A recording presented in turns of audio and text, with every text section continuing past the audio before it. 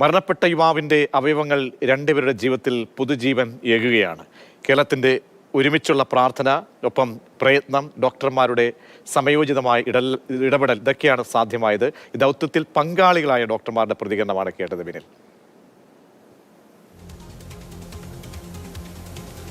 തീർച്ചയായും പ്രതീക്ഷ, നമ്മളെ സംബന്ധിച്ചിടത്തോളം വളരെ അഭിമാനിക്കാവുന്നതാണ്. നമ്മുടെ വൈദ്യശാസ്ത്ര രംഗത്തെ വലിയ പുരോഗതി.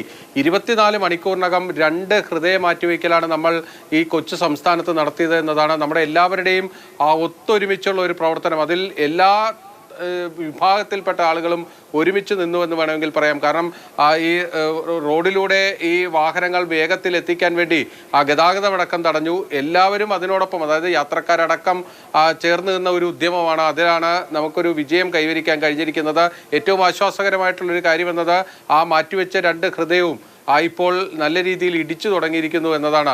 ഹൃദയമിടിപ്പ് നല്ല രീതിയിൽ മുന്നോട്ട് പോകട്ടെ, അവർക്കൊരു പുതിയ ജീവിതത്തിലേക്ക് 2 പേർക്കും കടക്കാൻ കഴിയട്ടെ എന്നതാണ് ഏറ്റവും പ്രധാനപ്പെട്ട കാര്യം. അതിൽ ഏറ്റവും ആശ്വാസകരമായ പ്രതികരണമാണ് ലിസി ആശുപത്രിയിലെ 2 ഡോക്ടർമാരുടെയും ഭാഗത്ത് നിന്ന് ഇപ്പോൾ വന്നിരിക്കുന്നത്. ജേക്കബ് എബ്രഹാമാണ് ഇതിൻ്റെ ഒരു പ്രധാനപ്പെട്ട ഡോക്ടർ. അദ്ദേഹമാണ് പറഞ്ഞത് ഇപ്പോൾ ഈ ആവണിയെ സംബന്ധിച്ചിടത്തുള്ള കാര്യം. അത് പറയുമ്പോൾ നമുക്കൊരു വളരെ ഒരു വൈകാരികമായിട്ടുള്ള ചില പ്രതികരണങ്ങളും അദ്ദേഹത്തിൻ്റെ ഭാഗത്ത് നിന്ന് വന്നു. കാരണം ആ കുട്ടിയുടെ ഹൃദയം, നെഞ്ച് തുറന്ന് ഹൃദയം കാണുമ്പോൾ അത് വളരെ വീക്കായിരുന്നു എന്നാണ് അദ്ദേഹം പറയുന്നത്. അതായത് ഇപ്പോൾ മാറ്റിവെച്ചില്ലായിരുന്നെങ്കിൽ ആ കുഞ്ഞിന് എന്തും സംഭവിക്കാവുന്ന ഒരു അവസ്ഥയാണ്.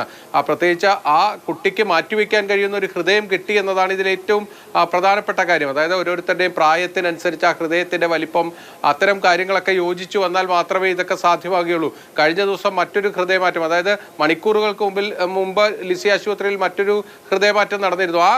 ഐസക്കിൻ്റെ ഹൃദയം ഒരിക്കൽ ഈ ആവണിക്ക് യോജിക്കുന്നതായിരുന്നില്ല. കാരണം അതിൻ്റെ ഒരു വലിപ്പം അടക്കമുള്ള പ്രശ്നങ്ങളുണ്ട് എന്നാണ് ഡോക്ടർമാർ പറയുന്നത്. ഇപ്പോൾ ഒരു വളരെ പ്രായം കുറഞ്ഞ ഒരാളുടെ ഹൃദയമായതുകൊണ്ടാണ് ഇങ്ങോട്ട് ഈ ആവണിക്ക് മാറ്റിവെക്കാൻ കഴിഞ്ഞത്.